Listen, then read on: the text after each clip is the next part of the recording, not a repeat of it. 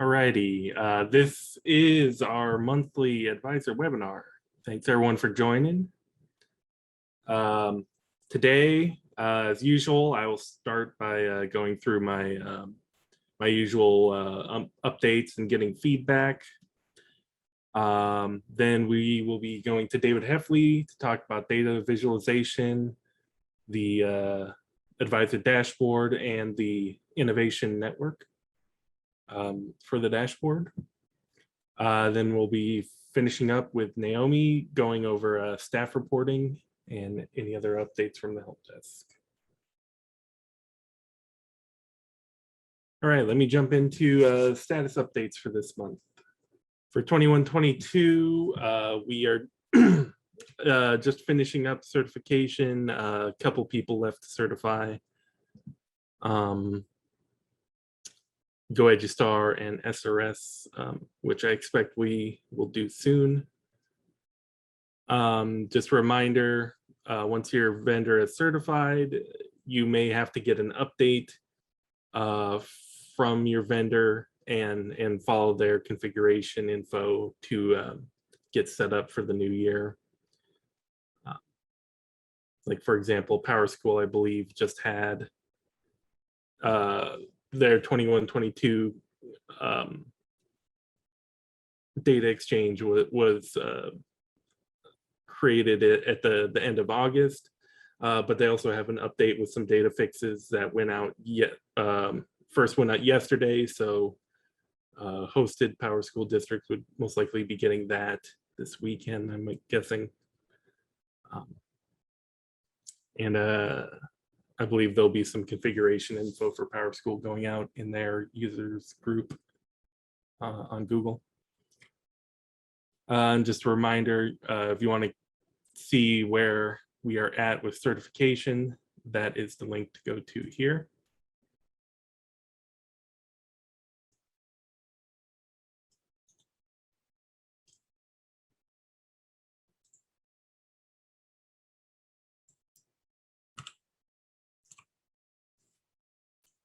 So other updates about where we're at with 21-22, advisor validation has been activated, the errors are running, and generally all of the reports are turned on. In 21-22, I also want to note that if you flip back to 2021, we have turned on the reports where you could download your NSCAS and ACT results. Which should be the same data that you are seeing on the NEP Secure right now. So we are working on new reports and errors. We're going to have a new report for learning modality, which I think it's out there now, but we're going to keep working on the format of that one. There's a new report out for resident or students who reside in your district that are enrolled at a special purpose school. Just in case anyone's not familiar, special purpose schools is the term we're using to refer to just a handful of schools such as Pine Ridge, Job Corps, Kearney West, the Correctional Youth Facility, Youth Correctional Facility, as well as UNL High School. All those are what we just refer to as special purpose schools. And yeah, one on my list is a report for instructional units. We'll probably wait till after the fall to roll that one out, as that's related to course data. It's not required for fall. And you know, we've already put out this call of last couple of months, but if anyone comes up with any other ideas they want to see, we're always taking ideas. Send us an email so we get a ticket at advisorhelp@nebraskacloud.org.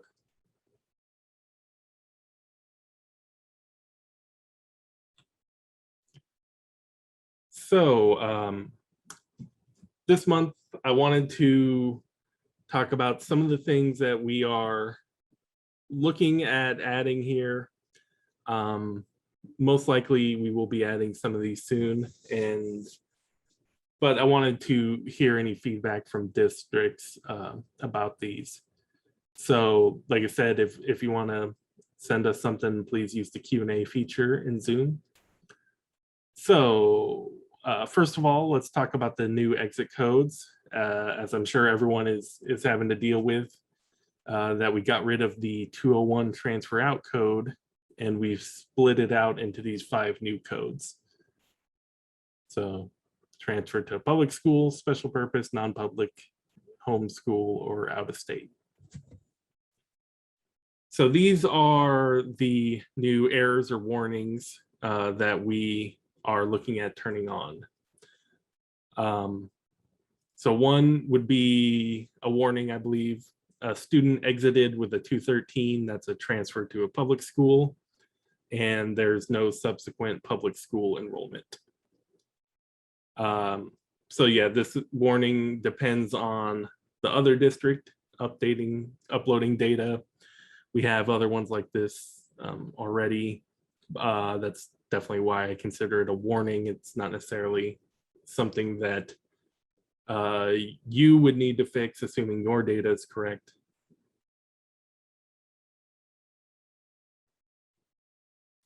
Another warning, or possibly an error, same thing, student exited with a 214, transfer to a special purpose, but no subsequent enrollment record from the special purpose school has been found. Since both special purpose and public schools are submitting data to advisor, we can do that easily. We don't have a quick and easy way to access data for the 215, 216, and 217 codes.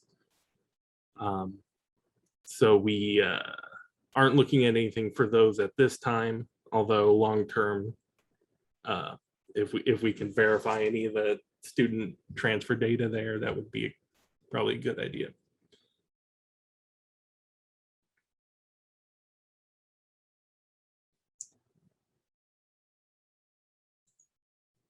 Let's see, we have a question. What code do you use as student has moved, but you don't know where? I'm sorry, Naomi, were you answering that one? Oh, no worries. You can address it. Go for it. I don't know that there's not really a code for that, because we expect that you do know where students transferred to. I'm not sure if you're really in that situation where you don't know where the student is. I thought that would be a 205 exit code, as in not enrolled, eligible to return. But that would be in the case where you don't know where they you know, where you have no documentation of a transfer.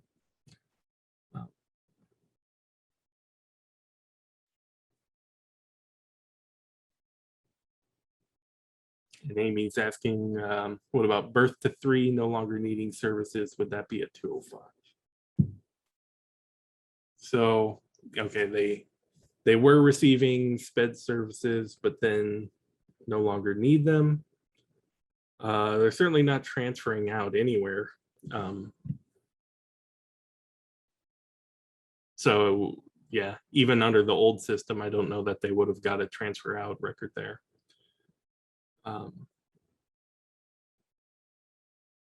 That could be a 205 maybe, Amy, but we'll probably have to look at that one to know for sure, and probably check with the special ed team.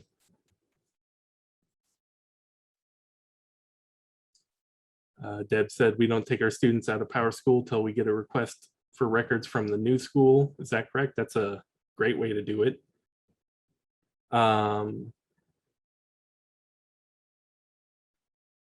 Yeah, I mean, assuming that you are following up on all your students, that hopefully you don't have students where you get a request for records just hanging that you never get answered. And generally, yeah, that's a great idea. sometimes they did get a 201. Yeah, referring to the birth of 3 kids. I don't know if that was technically correct, as no one was, they weren't transferring anywhere, that's for sure. I'm assuming. So yeah, Amy, I think we'll have to probably research that one on the students that are only receiving SPED services, and what happens if essentially a district is no longer responsible for them.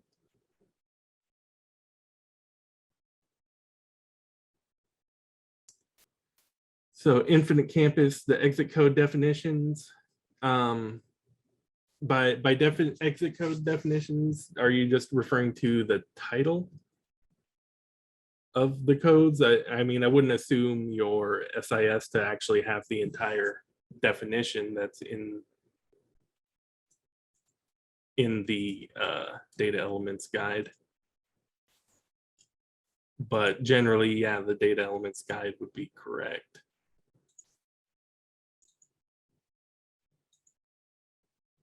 So like this, I wasn't really expecting it, you know, like Infinite Campus would actually have all of this listed.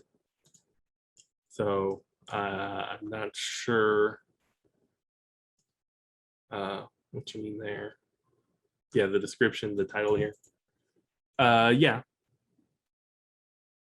I don't know. I haven't checked the wording on theirs, but generally they can assume that these are the correct ones, yes.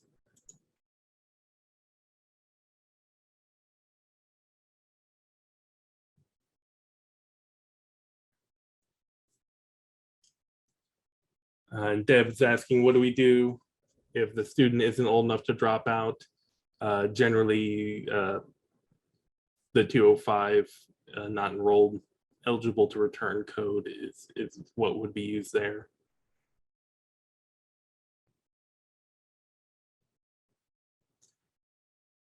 Angela, you would need to take that to your Infinite Campus support then to see if they can get that changed.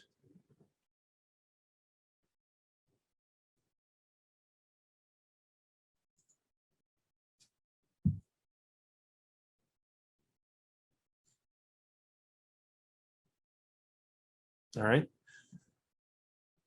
Not seeing anything else there. So continuing with this, something else that NDE would like is we would like to start getting a follow-up enrollment record for students that reside in your district but are enrolled in a special purpose school. So this would work like contracted out students, where each year you would report an enrollment to us that says basically basically reporting that this student who lives in your district is still at the special purpose school. You would just report a record with just like a 0-day enrollment with a 214 exit code. That's the transfer to special purpose exit code. It would also require the special purpose school to report that student. So really, it's just a way of an extra layer of making sure that these students are tracked. We need to do a little research on the data and really see on that all the data is coming from the special purpose schools with that resident district set. I know most of them have that set, but before we commit to this, I think we need to study that a little bit. One thing you can do now is, like I said, we do have a new report that is available today in advisor validation. In the student reports under the enrollment tab, there is that special students enrolled at a special purpose school. Although I don't know if we yet have special purpose school data in advisor this year. I haven't checked yet. But assuming we are getting that data, we would probably want to implement an error where, or a warning for students that a special purpose has reported and said, this student is enrolled at special purpose this year, and we have their resident district as, this number. And so then if you haven't yet claimed that student this year, you would see that warning.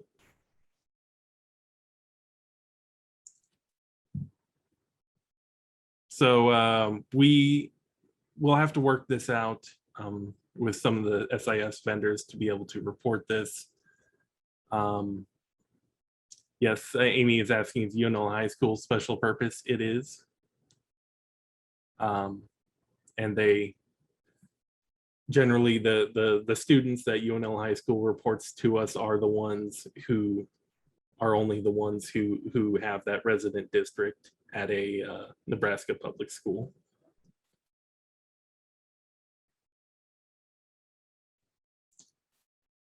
Does anyone else have any feedback on this? Is anyone worried about being able to report this data?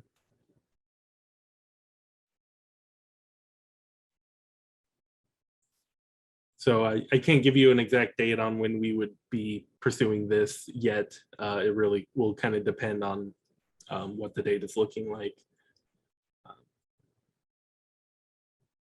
But most likely we could turn this on at some point this school year.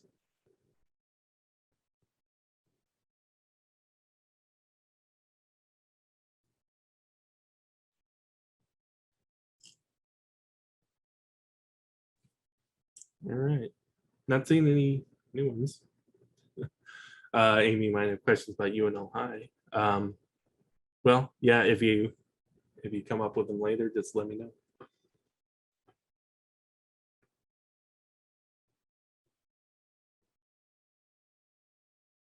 Obviously, once they graduate from UNL High School, then they would no longer be required to be reported in the following year.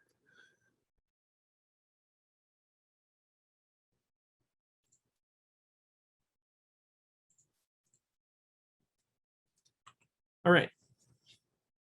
I won't see anything else. Moving on down, some other 21-22 changes we're looking at that, oh, it just had a few that came in. Glenna is asking where's the document with the exit codes. I assume you're referring to this one.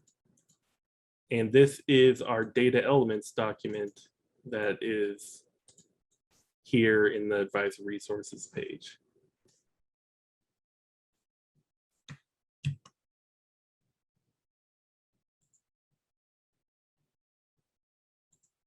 I'll put that in the chat as well. Yes, UNL High School does report the students' data. Once the 214 code was entered, well, that's essentially what we're asking, is to keep entering the 214 code as long as the student is in one of those special purpose schools.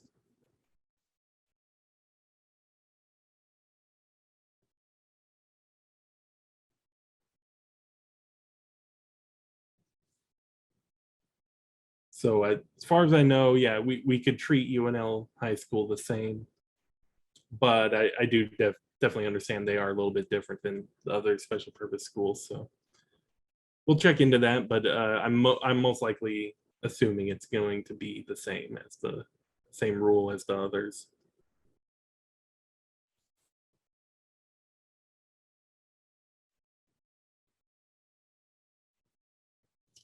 We will follow up with those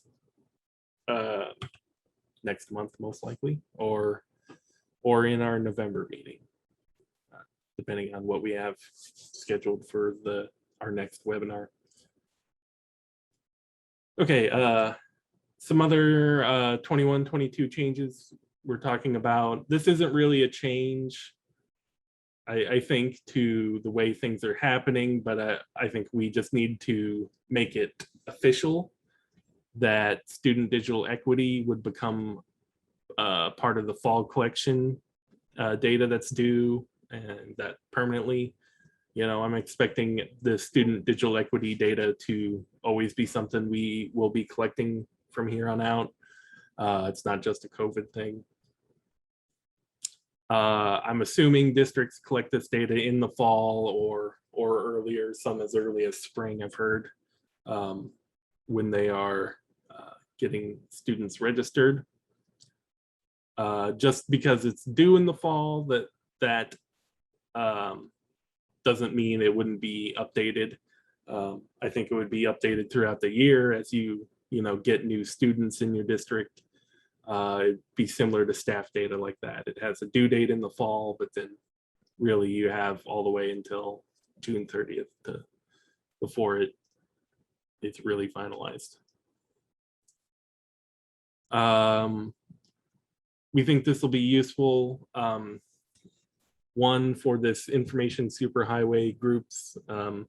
They've put out these broadband reports, broadband access reports, I think, that go out to the ESUs and then districts. I'm guessing there could be a federal reporting use for this in the future, although we don't have anything confirmed for that. But yeah, it just as time goes on, I expect more and more uses for this data. So I don't see anyone disagreeing there. So most likely we we will just go ahead and make that official for this fall.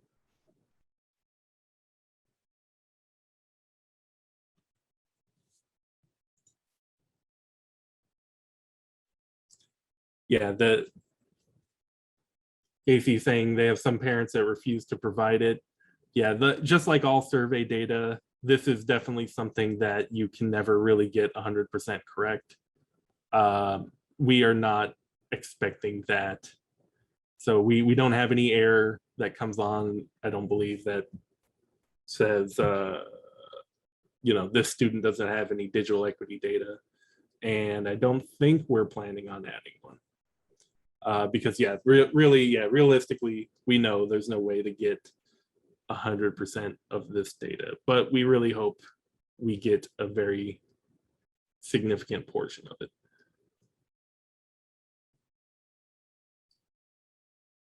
Yeah, and Angela, we're basically saying it's required. Although, like I said, it can always be updated throughout the year. But just from a practical standpoint, we were just figured that most districts would have the data anyways at this time. So in order to make the data, try to guarantee we at least have a usable set of data, we would have the due date be the fall here.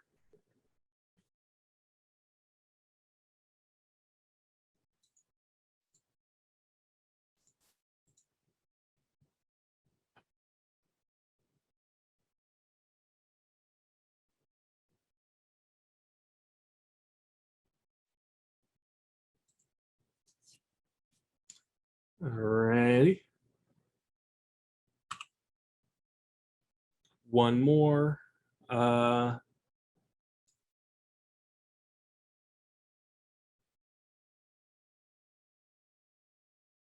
Anna was talking about, this case with UNL High School does not report the student. In that case, I assume the student is still enrolled at the resident district like normal, so that would not be one of those students that UNL should be reporting to us, I think. I know sometimes we have to work through some of those situations by hand, but I'm not expecting those students to be involved in what we were talking about.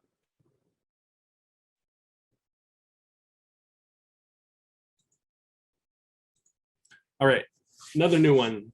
Definitely, we don't like to add codes like this after the year's already started.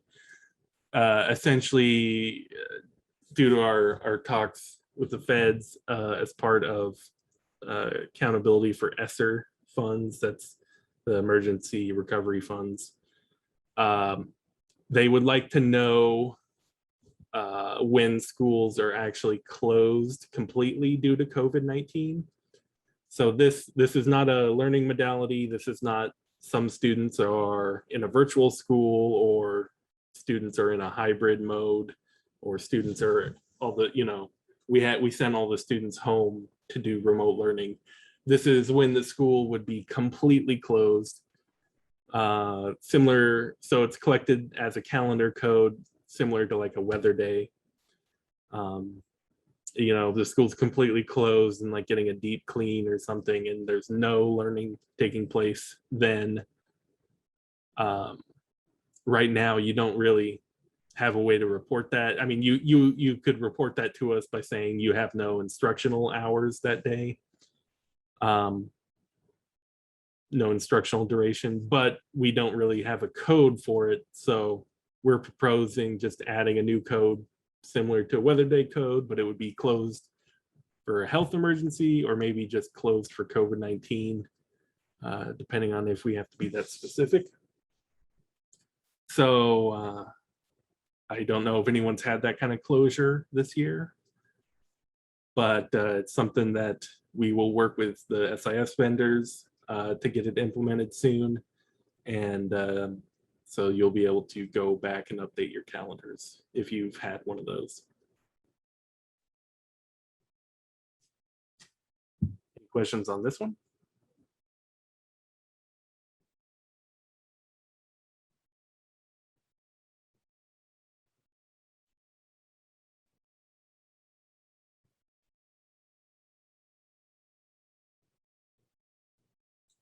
All right, moving on. Another change that did not come from us, and I assume superintendents have seen this already, but just to let everyone know, the Office of Civil Rights announced that 21-22 is also a CRDC collection year. So that's 2 years in a row, 2021 and 21-22. There's a link to the letter to the superintendents here if you're interested. Which it doesn't say much, it announces that this will be happening. So just to be clear, yeah, the 2021 collection based on data from last year, that collection will happen this winter. And then a year later, there will be a collection for 21-22 data. So I don't know if the SIS vendors really need to do anything. Because we weren't expecting CRDC this year, but then it did happen. But I will be working with them if we need to do anything or test anything about that. So just want to make sure everyone was aware of that. Lastly, just documentation updates. We've actually already been out here to the Advisor Resources website. I also want to point out the new Systems Involved Student Reporting report is out here.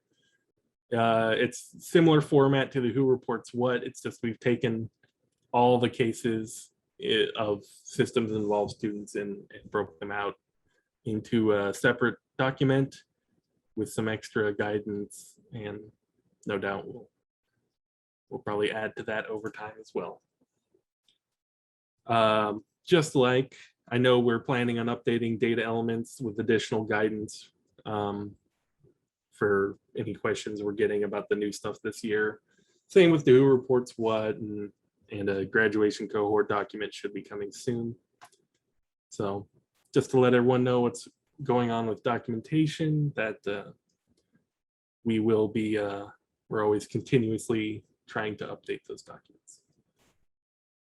And hopefully everyone knows the Advisor Resources link, but there it is as well. So that is all I had today. If anyone has anything else, please pop it into the Q&A if you want to talk about it now, or of course you could always reach us at advisorhelp@nebraskacloud.org.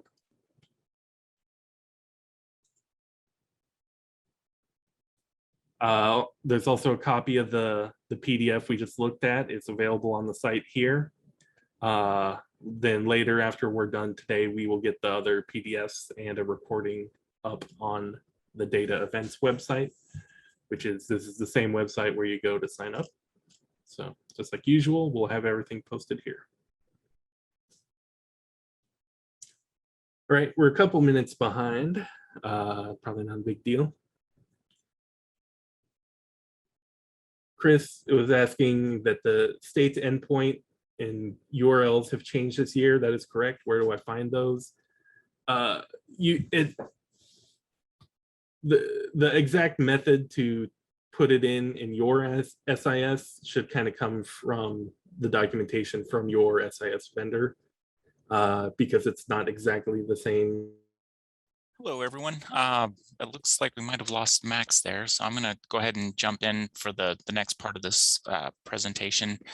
If Max rejoins us, then we can let him go ahead and finish answering some of those question and answers. I don't think I'm going to take up the full time, and so I'll give you a little bit of break time back, and then we can move on to the next parts. Let me just share my screen here.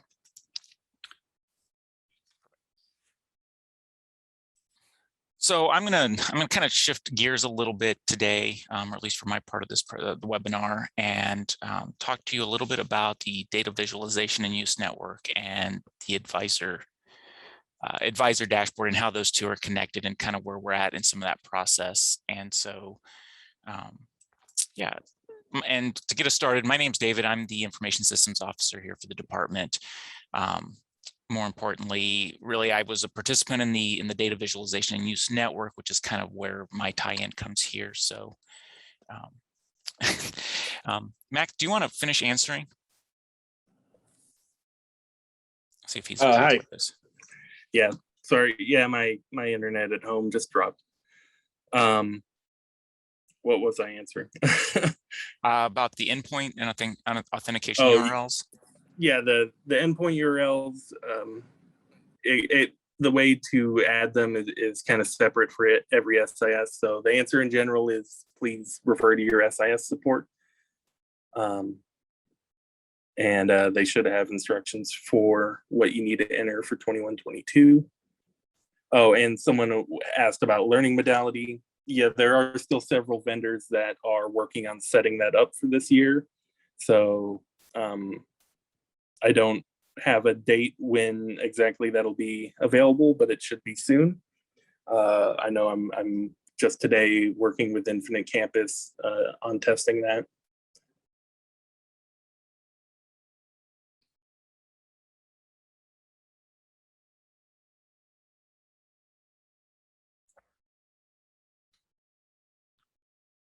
And then I think Chris had a follow-up about what PowerSchool is kind of directing, maybe a direct follow-up with that one. I don't know who's at PowerSchool saying that exactly. I believe there was some talk maybe on the PowerSchool user group of putting the instructions out there, but I don't know if those have gone up yet.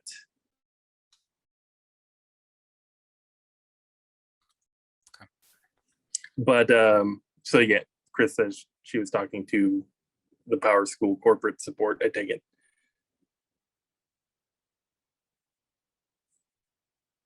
Is that right, Chris?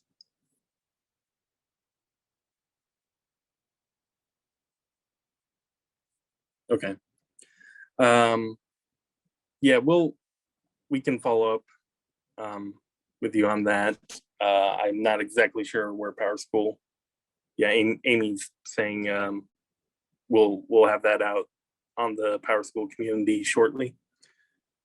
And then, yeah, just the PowerSchool support is not always necessarily aware of what's going on with that.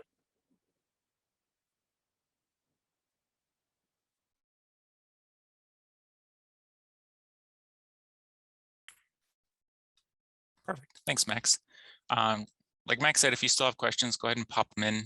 We'll still be here, and we can always answer any follow-up questions. But otherwise, I'm going to jump into the data visualization and advisor dashboard portion. Like I said, my name's David. I most importantly for the purposes here is I was a member of the first cohort of the data visualization and use network. And so if you're not familiar with the data visualization and use network, it's one of 5, at least right now there's 5 of them. There's actually some discussions around what that looks like, but it's one of 5 education innovation networks that the state board has promised to provide support around and resources around for the next few years. It is ultimately funded by lottery dollars and in a large extent. And again, in this particular context, the one that I was involved with and kind of working through is the one that deals with data visualization and use in the context of continuous school improvement. And really, I know the question kind of becomes, what's the connection with the advisor webinar and the advisor system? And we'll get to that in just a second. I just did want to share that we did have the first cohort go through earlier this year. There were 6 sessions that talked about all sorts of things, and I'll show you a list here around what we kind of covered. But really, the cohort was very intentionally made up of people from the entire spectrum of education at the state in Nebraska. You can see the map here as we really tried to encourage a very diverse group of people to be involved. And I think it really came to be that we had people that were very involved in data visualization and use, and all the way down to, people that maybe only had some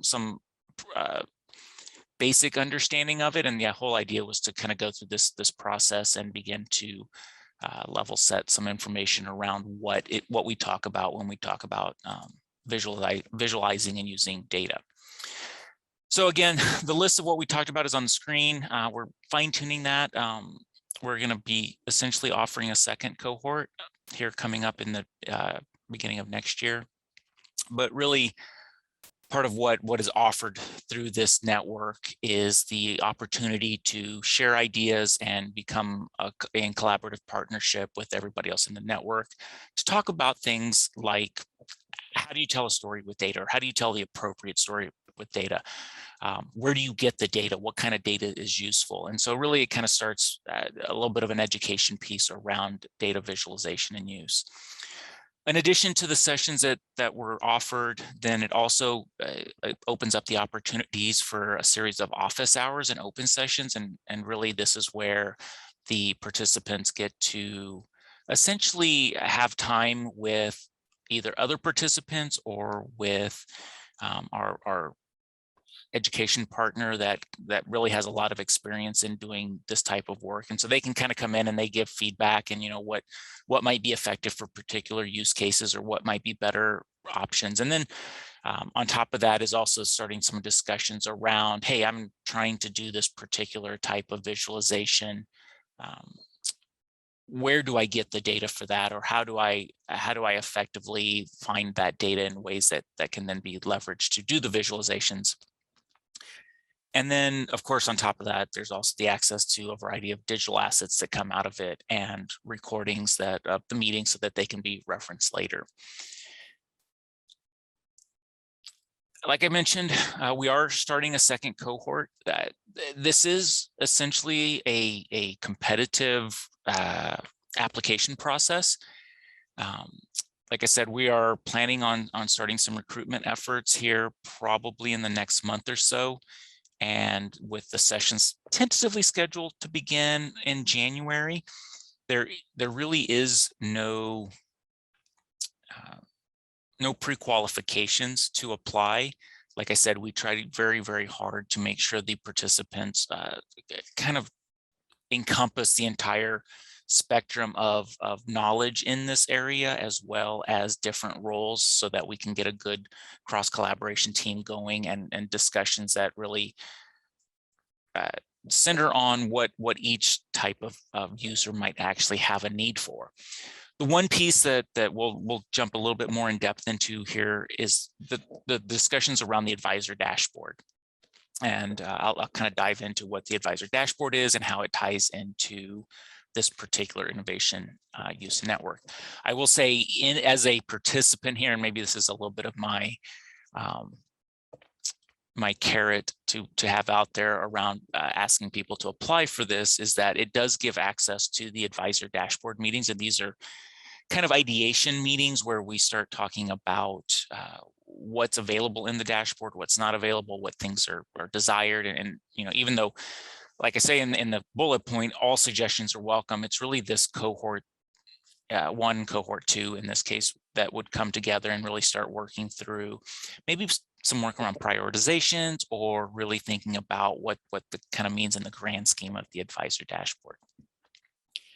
If you are interested in this, I have the link on here, and as we share this slide deck, then you'll have access to that. Like I said, it's currently, the application is not available yet, and it's, like I said, it should come up shortly. If you are interested in specifically being notified when that application becomes available, I have my email a little bit later in this slide, and by all means, either pop it into one of the question and answers, and I can take your email down, or just send me an email, and I'd be more than happy to just let you know when those when that becomes available. All right, so let's talk about a little bit about advisor dashboard. Advisor dashboard is the visualization tool that is being put together in order to help get access to more of the operational data that is being submitted into the Nebraska Department of Education. This was something that we launched, well, we launched it 2 years ago. Unfortunately, we launched it the February prior to the March of the COVID shutdown that really kind of put a bit of a kibosh in all of our plans. And so it's been available.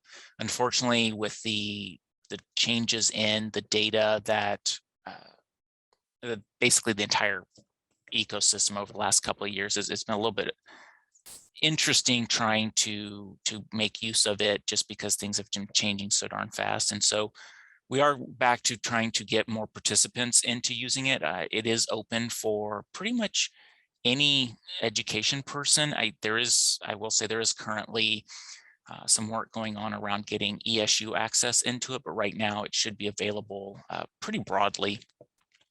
There is an advisor validation report that can help pinpoint if there's any issues getting access to it, but we can jump into that a little bit later.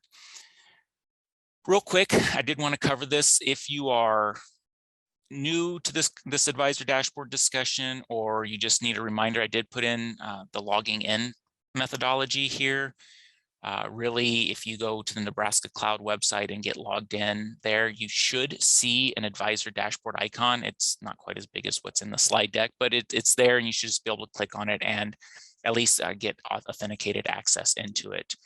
If you are having trouble getting logged into the advisor dashboard, the second link on the screen is a series of FAQs that you can reference.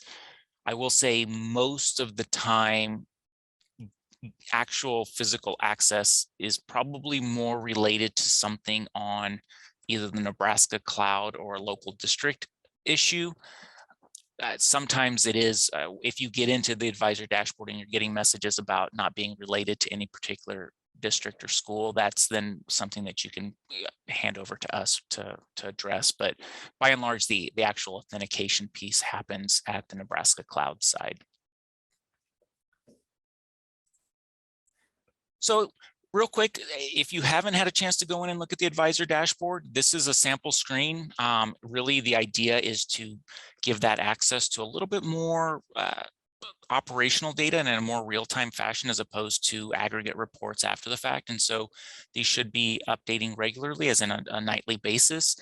That gives an opportunity for superintendents and principals to add some goals, and then maybe some metrics around those goals, some trending information. And I'm not gonna walk through screen by screen. That's hopefully something that everyone will jump into and take a look at. But there's a lot of information out there, and a lot of good resources, especially some historical stuff on a student level that you'll have access to by logging in here. Again, here's a different screen. This is the assessments area. And so you can see, again, a variety of data is available. And a lot of it does depend on, where we are and at what time of year. And so again, what you see on the screen isn't necessarily what you might actually have access to when you log in. One piece that I definitely wanted to highlight across all of the advisor dashboard site is up in the upper right hand corner. You do see a feedback tab. This is one of those things that I'm absolutely encouraging everybody that goes in there and uses it to take advantage of, either from the data is not looking correct, although I think we've addressed a lot of those issues, but to, hey, I wish we could see this, or man, it would be really helpful to have that. And so this is an opportunity to start driving where this product is going. And I'm going to talk a little bit about the community aspect of that here on the next slide, but really this is the opportunity to start giving that feedback around what you would like to see in this product. I will say, and this is a question that's come up quite a few times, there is no, people ask, why would I use this over some other tool we have available to us at the district level? And the truth is, you don't have to. There's no real obligation to use this tool. I will say I'm hoping that over the next few years, we can add to it and continue to extend onto this so that it becomes a tool that is truly a go-to resource for, regardless of what other tools you might have available to you. And so, but at the end of the day, there really is no obligation to use it. So if you have other tools that use this, that's great. I'd encourage you to continue to use those. But if there's feedback that you have on this one in particular, by all means, go ahead and put it in there.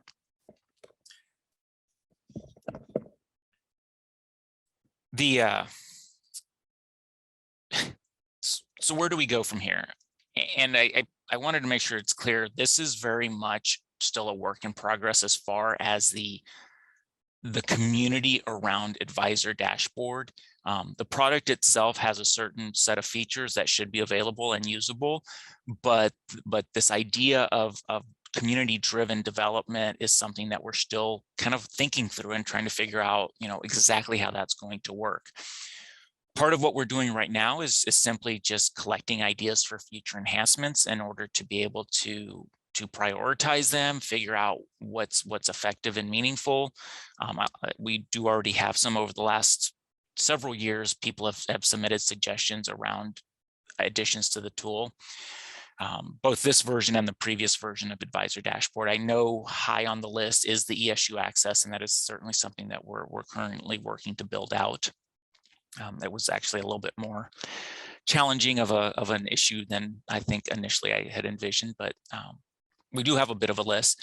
And like I said, then the next step is, as we get those features requests, is to start using the data visualization and use network cohort as a potential source to help have those in-depth conversations around ideas around effective visualizations that can be incorporated, where the data comes from, and then extending that even further out into the community so that it can be really a solution that addresses the needs that the schools and districts have, versus anything that where we might come in and say, this is what we think is an effective visualization. Well, that's great, but really ultimately the idea is to have the stakeholders themselves drive that conversation.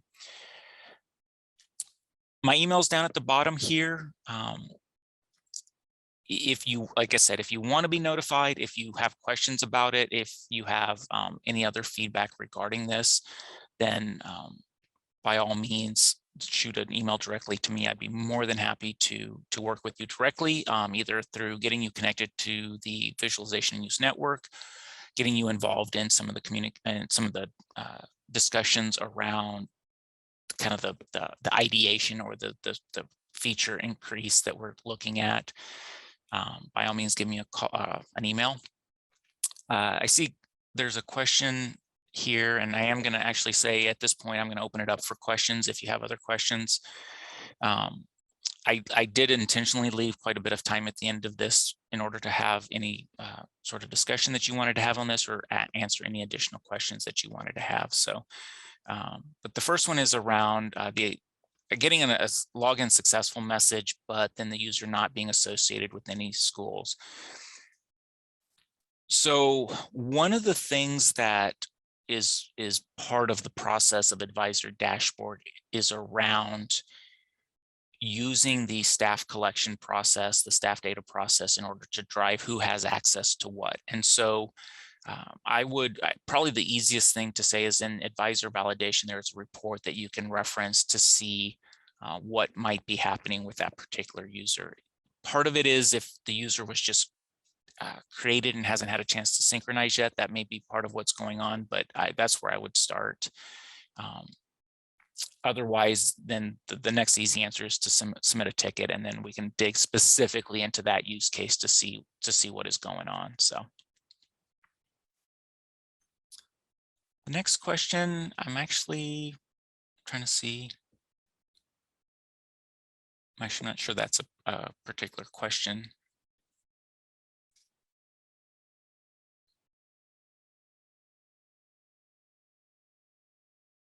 So I think, yeah, I think Angela's is actually a question, just an information. So if you do have questions, like I said, by all means, pop them in there. We'll give it a few more minutes, and then we can, looks like there's a break scheduled next, and so we can head for that. All right, well, it doesn't look like there's questions forthcoming. If you do, just drop them in there or follow up later. Thank you. But I did want to share a web page that Ginny found. It's a cheat sheet sort of for digital equity. And it's on the advisor resources page. So I'll go ahead and show it to you here while we wait. If my internet wants to work. And she said it's at the very bottom under reference guides here. And so we're all the way at the advisor resources page, scrolled all the way to the bottom under reference guides. And it's a student digital equity questions and elements. And this has been updated for 21-22. And it really gives kind of a walkthrough of the element, the definition, the options for your choices, and then suggested question for your survey. So this could be really helpful for, I think it was Angela that was asking about digital equity. So I thought I'd share that. I'll go ahead and put the link to this document in the chat. And then I will go ahead and give it a few more minutes and we'll wait and get started. One of the things before we get started I wanted to share with you was on our data events page here is the presentation and a link to a PDF of what I'm going to be presenting. So if you're someone who likes to follow along or have access to some of the links that I'll be clicking through in the presentation, this might be something that you can do. So you go to the website, the data events website, click on September 8th and open up that drop down and you'll see both Max's presentation and then the one that I'm about to do. So as a preparation, you can go ahead and do that. It is 10:50. So I will probably go ahead and get started here. Give me a second. All right, hopefully you can see my screen okay. As an introduction, I'm Naomi Colas. I'm with the help desk. Ginny Carter is also here. And then Max presented earlier, but he's having some internet issues at home. So he may pop in later if we have any technical staff reporting questions. Otherwise, we can always refer to our ticketing system if we have any questions that Ginny and myself can't answer. So to get started here, we're going to talk about staff reporting for 21-22. The collection did open a couple weeks ago, so I know many of you have already been in there starting to submit your data, but we're going to just go ahead and do a quick overview of what the staff reporting collection is, how you get access to it, how data is submitted, and then address some specific changes from last year, and then there's one new item for the year, which is kind of a change as well. So we'll talk through all of that. Please do, if you have questions, send them in through the Q&A. And I'll go ahead and address those at the end of the presentation, or if there's something pertinent, I'll try to keep an eye on the question and answer section while I'm presenting as well. So reporting, we do have a calendar that specifically shares those due dates, and I'm going to go through them here in the presentation while my computer decides to open up the link that I shared. The calendar can be found on that advisor resources page that I was showing you earlier. It's under calendar here. But what it does is it details all of the deadlines and due dates for staff reporting here in this first section. So I think the presentation shows you a little bit clearer here, but the first deadline is September 15th. That is a statutory deadline for public districts and non-public schools. Then the next deadline is October 15th, and this is the fall deadline for all systems. It's really important that we get all of the information updated by then, the fall audit window close, which is October 31st, because in November, we pull the email addresses from the staff reporting collection and we post them to the education directory. And the education directory is a publicly facing site. I'll pull it up here. Where the public can pull information on the staff. So we've got any sort of general lookups that you can do. I think what's really helpful is, and we'll select 2021 since we know that information is not available for this year, but you can look for specific staff. You can do a search based on what type of teacher they are. It's a really helpful website. So one of the reasons, first, we have statutory deadline in September, which is a very motivating reason to complete the staff reporting collection. But then also that's why we have the October deadline, is so that we can get those email addresses published to the education directory. Again, in December, then we do have a data poll. So any updates made from November to December are allowable, changes throughout the year. And so then in December, we pull the data out of the staff reporting collection and we use it to create the non-public curriculum collection. And this is where the non-public schools are reporting their courses and their teacher information to us. So that's another key time period. And then final year-end deadline for all systems is June 30th at the end of the year. And this is probably your most key important date, because there are no changes allowable to staff reporting data after this date. And I know this impacts districts and schools in many different ways, but I just think it's really important that we can't make changes to the collection data after this deadline, because the information is used in other systems. So. All right, for staff reporting, we have various guidance and resources available to you. The guidance that I'm showing here now is the staff instruction manual, and this has all the nuances of the staff reporting collection, including all the information about the data that's being submitted, and then a bunch of appendixes with all sorts of instructions to help you with your data. That's the specific guidance. There's also a resources page, which is the web page where you can find the staff reporting, and I'll show it to you here. So it's staff reporting here. We've got all last year's reporting manuals, and then we've even got some staff ID user guide, and then last year's slides. So once we're done with this presentation, I'll get them uploaded on here as well, so you guys can utilize that. The full collection name is Staff Reporting 21-22. And this is found in the Student and Staff NSSRS tab of your portal. Every single year, it's a brand new collection. So that's why the years are at the end of it, the 2021-2022, because every year it's a new collection. So every year, either the district administrator will give you a code to add the collection to your account, or you can request that from them, but you will have to add the collection. The data that we collect is both demographics based, name, date of birth, things specific to that, and then also position assignment based. So are they a teacher? Are they a principal? And then also some coding for finance as well, and some start and end dates. Every year when we open the new collection, we take information from last year's collection and we populate it into the new collection. There are a few exceptions, but generally speaking, anybody that you reported in staff reporting last year is going to show up in this year's collection. So the information that is not automatically put into the new year includes things such as salary benefits, the start date, which is called the position assignment date. And the reason why is because this is information that we are expecting to change every year. So that's why we don't automatically just import it. So every single, and I'll get into this actually in the next slide here.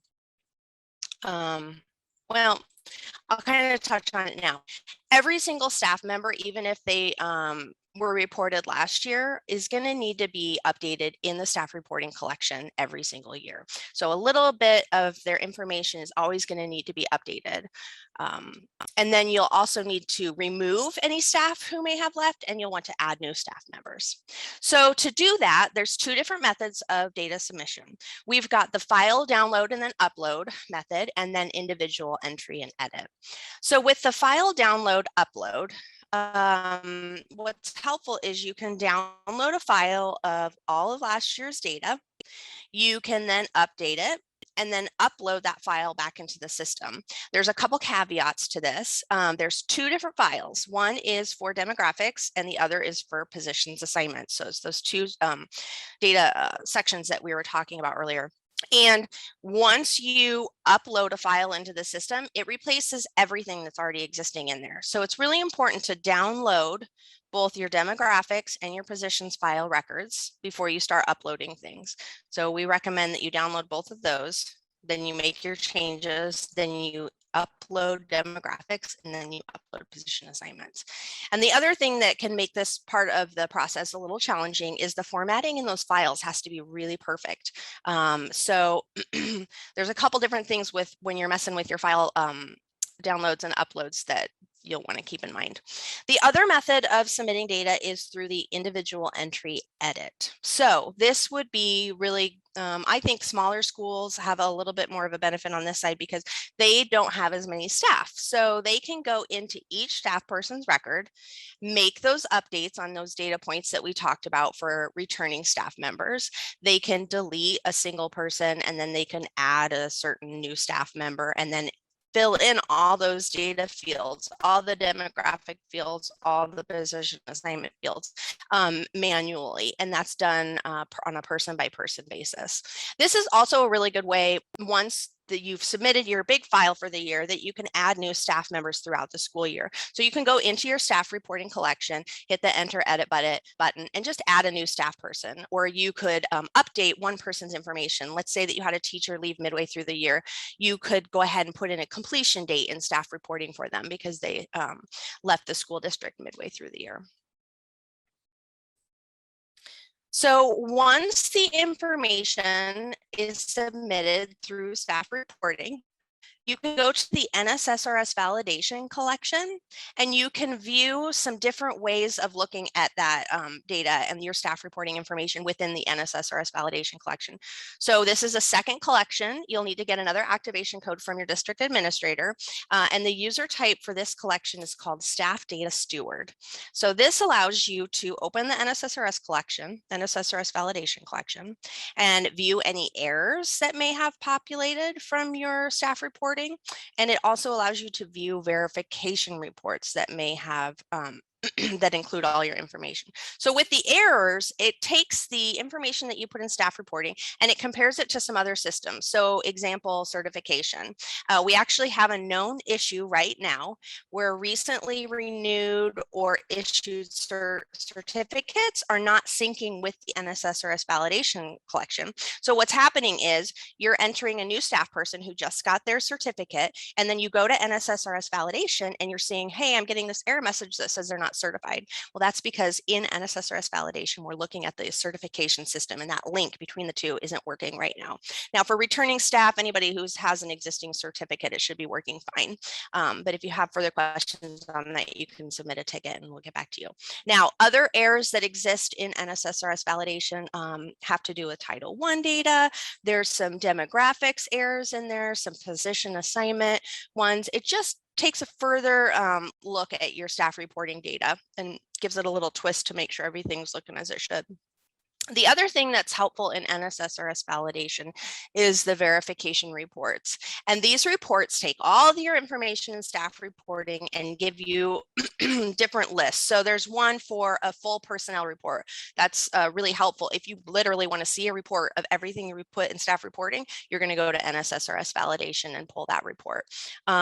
Some other really helpful reports in there, take a look at, it's called out of endorsed report, and it looks at advisor and the non-public curriculum course data. And then it looks at that information, and it compares to what you've said this teacher is doing in staff reporting. And it says, hey, you've got this person teaching a math class, but they're not endorsed in that. So it's a really cool report that analyzes all those components. The other thing that is really helpful in NSSRS validation is that you can view past year's staff data. So as I mentioned, the collection closes June 30th, boom, done, closed, can't get into it anymore. But you still may need access to past year's staff data. So you can go into NSSRS validation, change the year, and view past personnel reports if you want. So other collections and websites that are really helpful when you're completing your staff reporting collection. The NDE Staff ID collection is in the portal, and it allows you to create new staff IDs. So let's say you have a brand new para professional for the year.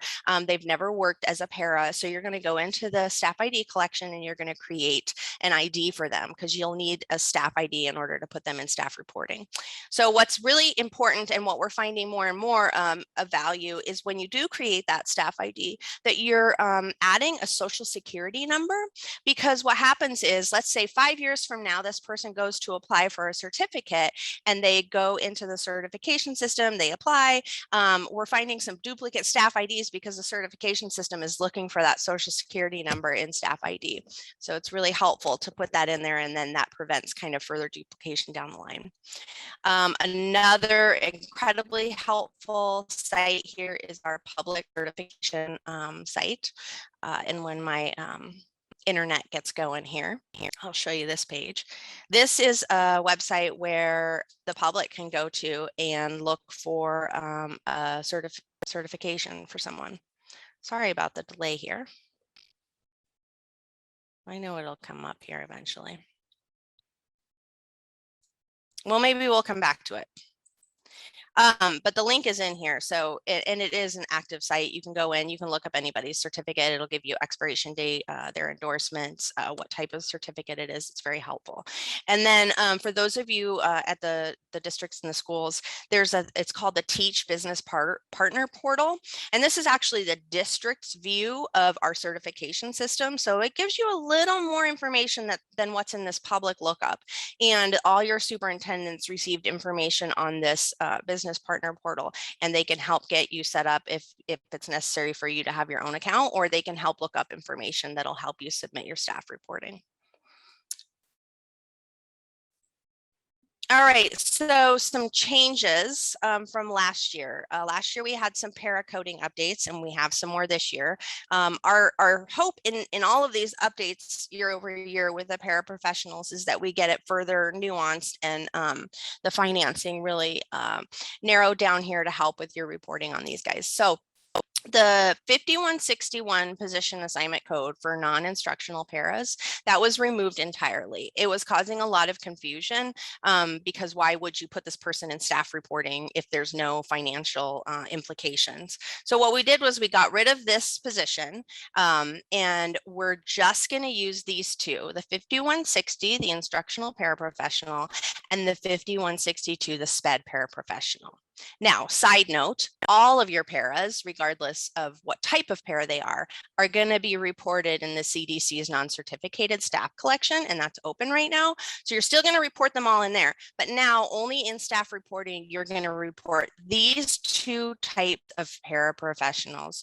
You've got your instructionals, which is 5160, and you've got your SPED paraprofessionals, which is 5162. So with that said, there's been some revisions on those, what we call special program indicators, or SPI codes. And these are what kind of align your finance to the positions. So the instructional para, the 5160, has these various SPI codes, 0, 2, 9. These are various funding sources. And you can use any of these for the instructional. And then for the SPED paraprofessional, you're only going to use 7, I, or S. So really, if you want to take a screenshot or if you want to look up this page later, I think this will be really helpful for you because it really just clarifies which codes go with which para positions. And so accordingly, we did remove some staff position assignment code combinations, and that's those SPED ones, the 7IS, that were associated with the instructional para, because that's not what you're going to be using. If you are paying for a paraprofessional with SPED funds, you're going to use the SPED para code, which is 5162. There might be some questions after the presentation and we'll get to those, no problem. And then new for this year, we split the activities athletic director position into 2 different position assignments. So 2330 existed in the past. It now has a new name, and it's called the Administrative Activities Athletic Director. This position requires an administrative certificate, and accordingly, it's going to earn the staff member that administrative experience. So what we did was we separated this position into 2 codes, and now we have a new position number, 2331, for those people who are performing the duties of an activities athletic director, but for those who do not supervise, hire, terminate, evaluate coaches or sponsors or any kind of staff. So that way you can still have this position, the person in this role, but not require the administrative certificate because they're not performing in an administrative way. So it allows you to have those 2 different codes. So that was a very brief staff reporting summation for you. We are having staff work days. We have 3 of them scheduled in the next 2 weeks. We've got one this Friday, 9 a.m. to 12 p.m. We did send out a bulletin announcement with all of these. And this is going to allow districts and schools time to really get into the nitty gritty of the data of their staff reporting. So we'll do this same presentation and then we'll get into a work day. We've got some federal programs, support staff coming to help us, some finance folks, and even early childhood. So we've got a lot of different people at NDE who are going to join us at these staff work days, and it'll allow us to kind of work through some of those really nuanced questions that you may get. I do have a registration link in here as well. It looks like we do have a question. Amy asked, will you do a presentation at the staff work day? Yep, totally. We'll do this exact same presentation, maybe tweak it a little bit based on your feedback if you have any for me. And then it really shouldn't last too long. So please register, come if you can. And then let's see here. So that's all I have for staff reporting. I'm just going to give you a heads up for next month, and then we'll get into questions that you may have. So next month's data webinar is October 13th, again at 9:30. And Max will provide his monthly update and feedback in a live format. So please register to attend that session. But because that is a very busy time for the help desk, we will be recording our advisor workday presentation that we have in September, and we'll have that available on the website so that you can watch it and view the slides ahead of time. So please register for that as well. Janet has a question. Will this be recorded and where do we go to register for the workday? So yes, this presentation was recorded. We'll get it uploaded on the data events website here in the next couple days. So you can go watch the recording and also again view the slides. And then to register for the workday, let me go back a couple slides here. We've got a link here. There was also one in the bulletin that went out just, I want to say yesterday. So if you didn't get that bulletin, let us know. We can make sure that you're signed up for the right stuff. But this registration link is a Google form. So basically it's going to be collecting name, what staff workday you want to attend. And maybe we can get that into the chat here. Maybe Jenny can do that for me if she has a second. Otherwise I'll do it in a little bit. Joel, are the upcoming work days just for staff reporting or all of the data uploads? Great question. The 3 work days that I'm talking about are specific to staff reporting. So we're only going to be reviewing things and data related to staff reporting and NSSRS validation, certification questions, things like that. We will have separate advisor work days, and those I'll be sending a bulletin announcement for those this week.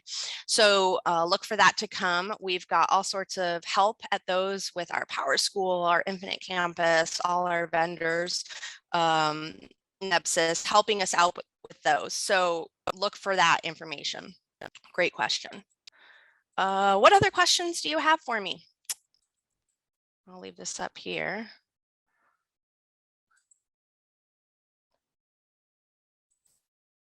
All right, well, if we don't get many questions, we may be letting you off the hook here early.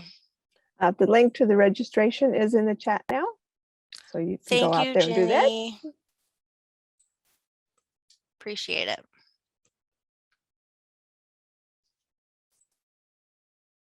Looks like Max did join us again. So if you have any more questions for him, he is available.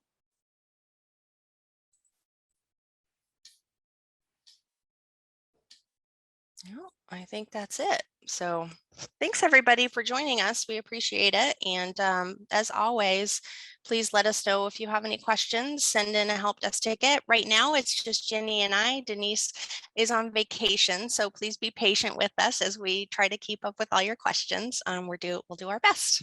So thank you.